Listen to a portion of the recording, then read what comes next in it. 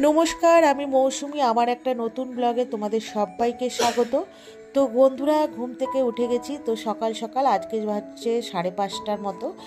তো এখন সকাল ওই 5:30 6টা। তো ঘুম থেকে উঠে প্রথমেই ঠাকুর নমস্কার করে চলে এসেছি ফ্রেশ হতে। তারপরে দাঁতটা মেজে নিচ্ছি, তারপরে নিয়ে ফ্রেশ হয়ে নেব। তো এই অনেকক্ষণ ধরে একটু আজকে কি জানি না, অনেকক্ষণ ধরে দাঁড়িয়ে দাঁড়িয়ে আয়নার সামনে একটু দাঁত মাজছিলাম, কেন নিজেও জানি না। তো তারপরে তারপরে আমি চলে গেলাম বাথরুমে। তো বাথরুম থেকে ফ্রেশ ট্রেশ হয়ে চলে এসেছি তোমার রুমে। এসে সকালে চুলটা, রাতে যে চুলটা বেঁধে শুয়েছিলাম সেটা একটু আশ্রে একটু খোপা করে নিলাম।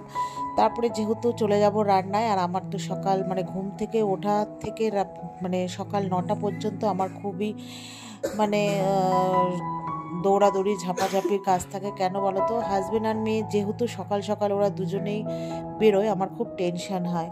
মানে ওদের ঠিক মতো যদি আমি সব কিছু টাইম মতো না করে দিতে পারি, নিজের একটা টেনশন, তাহলে হাজব্যান্ড না খেয়ে চলে যাবে টিফিন না নিয়ে, মেয়েও তার সাথে সেই একই রকম।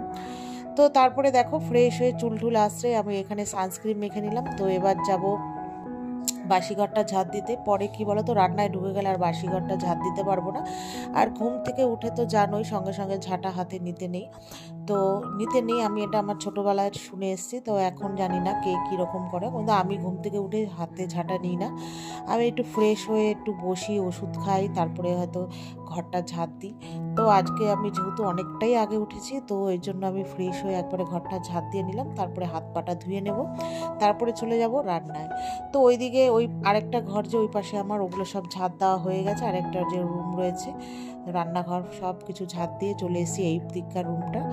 তো রুম সব কিছু ঝাঁট দিয়ে তারপরে একটু মানে অল্প করে একটু জল দিয়ে একটু ঘরে ছিটিয়ে দেবো, তারপরে চলে যাব রান্না। তো এই এখনকার মতো আপাতত সকালের এই বাসি কাজটুকু, মানে বাসি কাজ বলতে এইটুকুই কাজ, যেহেতু আমার চারিদিকে সেরকম কোনো উঠোন নেই, তো আমি জল ফল দেওয়ার বা ঝাঁট দেওয়ার কোনো প্রয়োজন নেই আর কি, সেই জন্য। তারপরে চলে এসে হাত পা ধুয়ে এসে প্রথমেই আমার যে ওষুধটা সকালবেলা খালি পেটে খেতে হয় সেটা খেয়ে নিলাম। তারপরে এবার রান্না বসিয়ে দেবো। তো সবার আগে আমি প্রত্যেকদিন ভাতটাই আগে বসাই। তো তারপরে কি রান্না করব, ওই ভাতটা বসিয়ে, আর ফ্রিজে রয়েছে মাছ, যেহেতু আগের দিন হাজব্যান্ড অনেক বাজার করেছে, মাছটা একবারে নিয়ে এসছে 3-4 দিনের। তো ওই জন্য তো চালটা ধুয়ে আমি ভাতটা বসিয়ে দেবো। এখন শুধু ভাত বসাবো, বর নিয়ে যাবে, খেয়ে যাবে আর কি। আর পরে তো তোমরা দেখতেই পাও, পরে আমি আবার ভাত করি, যেহেতু একবারে রাতেরটা করি, তাই আমি একটু গরম গরম একটু অভ্যাস, তো তার জন্য আমি কি বলতো পরে আবার একবারে করি। আমার বর একটু গলা ভাত খেতে ভালোবাসে, আমি আবার গলা ভাত খেতে ভালোবাসি না বলে, আমরা একটু শক্ত খাই বলে, তাই আমি পরের একটু শক্তই করি। আর রাতে আবার যখন ভাত গরম করে একটু নরম হয়ে যায়। তো যাই হোক, ওখানে ভাতটা বসিয়ে মাছটা ফ্রিজ থেকে এবার হচ্ছে তোমার বের করে নিয়ে রাখবো জল দিয়ে। এবার কেন বলতো, বরফ হয়ে থাকে, তো একটু অনেকক্ষণ আগে জলে না ভিজিয়ে রাখলে হয় না। তো তারপরে দেখো এখানে তোমাদেরকে তো বললামই, আমার সকালবেলা মানে যুদ্ধ চলে, আমার মাথা ঘোরে, আমি জানো তো মানে টেনশানে, মানে কি করব আমি বুঝতে পারি না, মানে মনে হচ্ছে কি সবই আমি ঘোলাটে দেখছি এই রকম।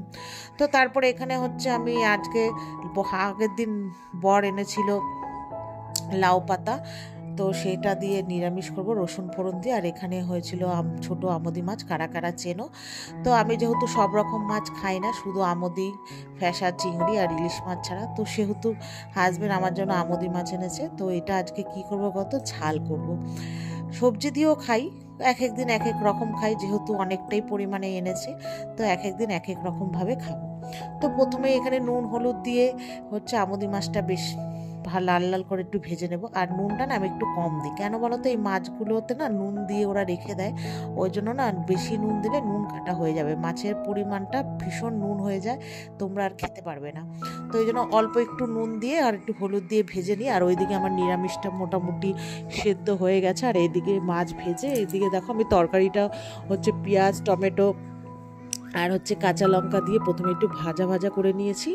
তারপরে নুন আর হলুদ দিয়ে আর লঙ্কা গুঁড়ো দিয়ে একটু হচ্ছে কষিয়ে নিলাম। নেওয়ার পরে তারপরে একটু টকবক করে যখন ফুটে উঠবে, তারপরে মাছগুলো দিয়ে দেবো। আর এইদিকে আমার নিরামিষটা দেখো আমার সেদ্ধ হয়ে গেছে। তো এখানে একটু নুনটা আর হলুদটা চেক করে দিয়ে দিলাম, মানে হলুদ দিলাম আর নুনটাও চেক করলাম। তো এবার রসুন দিয়ে ফোড়ন দেব। আমি রসুনেরও করি, অনেক সময় যখন নিরামিষ খাই 5 ফোড়ন দিয়েও করি। আমার মা জানো তো চিংড়ি মাছ দিয়ে করে, সেটা আমি আর রান্নাটা শিখে উঠতে পারলাম না। ওটা তো খুবই টেস্টি, আর আমার এইসব খাবার তো ভীষণই ভালো লাগে। যেহেতু মাছটা খুব একটা আমি খাই না, তো আমার এইসব খাবারগুলো খেতে না খুব ভালো লাগে। তো এই যে রসুন দিয়ে আর শুকনো লঙ্কা ফোড়ন দিয়ে এবার নিরামিষটা আমি ঢেলে দেবো। আর ওইদিকে মাছের যে ঝালটা করছি ছোট মাছে, সেটা ওইখানে জল দিয়ে এবার হচ্ছে তোমার ফুটতে দিয়েছি। ফুটে উঠলেই তারপরে হচ্ছে তোমার কি বলো তো মাছটা দিয়ে দেবো। আর এই যে দেখো রসুনটা অনেকটা পরিমাণে দিলে কি হয়, খুব টেস্টি হয়। আর না গন্ধটা আমার এত ভালো লাগে, মানে যারা খেয়েছো তারা জানো, আর যারা খাওনি তারা একবার খেয়ে দেখবে। তো তারপর রসুনটা দেখো আমার ভাজা ভাজা হয়ে গেছে। এবার ওই নিরামিষটা আমি ঢেলে দেবো। তো মাঠ থেকে বলেছে চিংড়ি মাছ দিয়ে যে এই লাউ পাতা সবজিটা আমি শিখবো। তো এটা না অনেক কিছু ওটার মধ্যে দিতে হয়, ওই জন্য মাথা মধ্যে মানে ঢুকবে কি না ওই জন্য আর চেষ্টাও করি না। তো যাই হোক, আমার নিরামিষটা মোটামুটি হয়ে গেছে, এবার ঢেলে নেব। আর এইদিকে হচ্ছে তোমার মাছের ঝোলও হয়ে গেছে। তোমার কড়াইটা ধুয়ে আবার এদিকে বসিয়ে দেবো। আমার মেয়ে জানো তো এই দুটোর মধ্যে একটাও দিয়ে খাবে না। যদি লাউ পাতার ওই নিরামিষ তরকারিটা দিয়ে খায়, কিন্তু ছোটো মাছের চচ্চড়িও একদমই খাবে না, মানে সহ্য করতে পারে না ওইসব মাছ। তো যাই হোক, এখানে মেয়ের জন্য প্রথমে কী করলাম বলো, যেহেতু হাজব্যান্ড চিংড়ি মাছ নিয়ে এসছে, তো মেয়ের জন্য একটু হচ্ছে তোমার টমেটো পেঁয়াজ ধনেপাতা দিয়ে চিংড়ি মাছ একটু নুন হলুদ দিয়ে একটু ভাজা ভাজা করে দেবো, ওটাই ভালো খায়।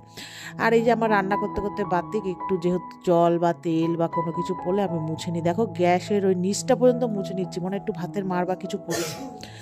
তো যাই হোক, ওই চিংড়ি মাছ পেঁয়াজ দিয়ে মেয়ের জন্য একটু ভাজা ভাজা করছি। তারপরে এদিকে বসিয়েছি চা, আজকে হবে র চা। তো আর ওইদিকে একটু চিংড়ি মাছটা মোটামুটি ভাজা হয়ে গেছে। আর চাটা খাবো ওই বাতাসা দিয়ে। আর হচ্ছে এই যে দেখলাম কৌটোর মধ্যে মানে চা পাতাটা শেষ, তো প্যাকেট তো ঘরে আনাই ছিল, অল্প একটু করে চা পাতা দিয়ে দিলাম। তো এবার তিনজনে একটু চা খাবো, মানে ওরা খাবে আর আমি একটু বেশি হলে খাবো, নাহলে আর খাবো না। তো তারপর ওইদিকে চিংড়ি মাছটা হয়ে গেছে, আর এইদিকে মেয়ের জন্য এবার করবো টিফিন। তো আজ প্রথমে টিফিনের মধ্যে আজকে এটা একটা নতুনত্ব জিনিস বানাচ্ছি, ট্রাই করছি আর কি। এর আগে একদিন করেছিলাম আলু দিয়ে, আজকে করব হচ্ছে ডিম দিয়ে। তো করেছি কী বলতো, আমার কাছে ছিল একটু গাজর আর হচ্ছে পেঁয়াজ টমেটো দিয়ে লঙ্কা দিয়ে একটু ভাজা ভাজা করে তারপরে দুটো ডিম ফেটিয়ে দেবো, একটু ভুজিয়া টাইপের করে দেবো। আর লাস্টে একটু তোমার চাট মশলা গোলমরিচের গুঁড়ো আর একটু ধনেপাতা দিয়ে একটু ভালো করে ভাজা ভাজা করে নেবো, তাহলে ডিমের যে একটা বাজে বিচ্ছিরি আস্তে গন্ধ সেটা আর কি থাকবে না। তো তারপরে আমার মোটামুটি ময়দাটা মাখাই রয়েছে, তো ওই জন্য আরও মানে সুবিধা আর কি, মানে দেরি আর কি হবে না। দেখেছো কত টেনশনে আমি থাকি, মেয়ের এদিকে বাস আসার সময় হয়ে গেছে, ফোন হয়ে গেছে কত দূর বাস সেটাও মানে আর কি বলে দিয়েছে, তো তার জন্য একটু তাড়াতাড়ি করছি। তো এই যে লাস্টে ধনেপাতা দিয়ে এবার নামিয়ে নেবো। আর এই পাশে এবার আমি রুটিটা করব।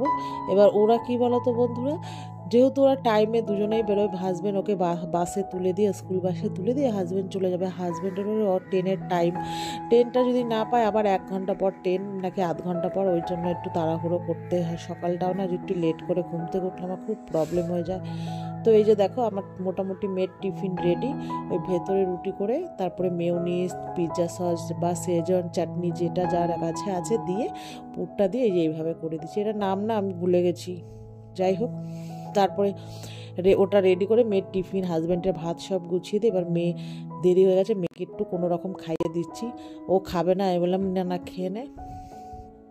তো ওরা খেয়ে দিয়ে চলে যাওয়ার পর এবার আমি ঘরের সব কাজ করবো। তারপর এদিকে গ্যাস ট্যাস মুছে ঘরের সব ফার্নিচার মুছে এবার ঘরটা মুছবো আর কি। এবার কি বলো তো, তারপরে আমার না সারাদিন সেরকম কোনো কাজ নেই, যেহেতু হাজব্যান্ডও রাতে আসবে, মেয়ে আসবে 5টায়। তারপরে আসলে পরে মেয়ের আর কি পড়া, আর এতক্ষণ তো আমার কাজ নেই, আমি পুরো বোর হয়ে যাই। মাঝে মাঝে ভালো না লাগলে মার বাড়ি চলে যাই, নালে ওই শুয়ে বসে কাটাই। আবার একটু ইচ্ছে হলে ছাদে যাই, পাশে একজন আছে মানে একটা বাচ্চা মেয়ে, আমার সাথে মানে খুব বড় বড় বিজ্ঞ কথা বলে, ওর কথাগুলো শুনতে আমার খুব ভালো লাগে। তো যাই হোক ওর সাথে কথা বলি, যতই হোক। তারপরে আবার তো সবাই খেয়ে দিয়ে ঘুমায়, তখন আমার ঘুমালে আবার রাতে ঘুম আসে না, ওই একটা বিরক্তকর ব্যাপার। তো এ কি আর বলবো, যাই হোক অনেক কিছু শেয়ার করে ফেললাম আমার মনের কথা। তো তারপরে দেখো এখানে তারপরে ঘর ফর ঝাঁট দিয়ে ভালো করে এবার চলে এসেছি ঘর মুছতে। এবার ঘর টর মুছে তারপরে স্নান করে পুজো দেবো আর কি। তারপরে এই এই তো আজকে সারাদিনের মতো কাজ, যেহেতু আমার সকালবেলাটা খুব মানে কি বলতো, ঝামেলা না, মানে খুব টেনশন হয়ে যায়। তো তারপরে এই একটা নতুন পার্সেল, এটা হচ্ছে একটা কম্বো, তোমার অনলাইন থেকে নিয়েছি। ঠিক আছে, অনেক দিন ধরেই ইচ্ছে ছিল, অনেক আগের বছর থেকে নেব নেব নেব। তো এই যে দেখো, আমরা দীঘা ঘুরতে গেছিলাম, তার আগেই পার্সেলটা এসছে, তার একদিন না দুদিন আগে, তখন আর তোমাদের সাথে আর কি শেয়ার করিনি। আমি বলছি ঘুরে আসি তারপরে। তো তার সাথে এই যে দিয়েছে একটা প্যাকেট, মানে আমি হয়ে গেলে ধুয়ে রেখেও দিতে পারবো। আর এই যে দেখো, এই তোমার আজকে রাত্রেবেলা বের করেছি, তাই জন্য তোমাদের সাথে শেয়ার করলাম। এই কমফোর্টটা দেখো, বেশি মোটা না, হালকা ওই কাঁথা বা চাদরের পরিবর্তে তোমরা ব্যবহার করতে পারবে। তো বেশ এই পিঙ্ক কালারটা আমার মেয়ের আমার সবারই পছন্দ বলে আমি নিয়েছি। তো বেশ 3-4 জনের গায়ে দিতে, 3 জন মোটামুটি গায়ে দিতে পারবে, 2 জন হলে তো খুবই ভালো।